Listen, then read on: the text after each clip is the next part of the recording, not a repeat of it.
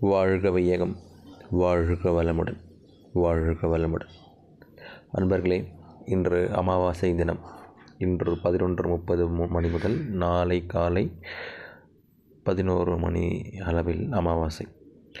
இந்த அமாவாசை தினத்தில் இன்று மாலை, நாளை காலை 2 வேளையும் பஞ்சபூத நவக்கிரக தவம் இயற்றுங்கள்.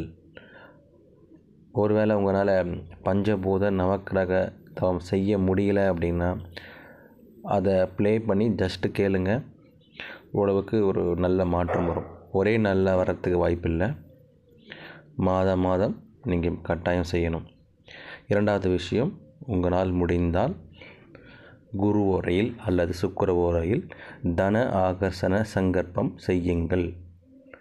உங்களது தேவைகள் விரைவில் பூர்த்தியாவதற்கு வாய்ப்புகள் உள்ளன. வாழ்க வளமுடன்.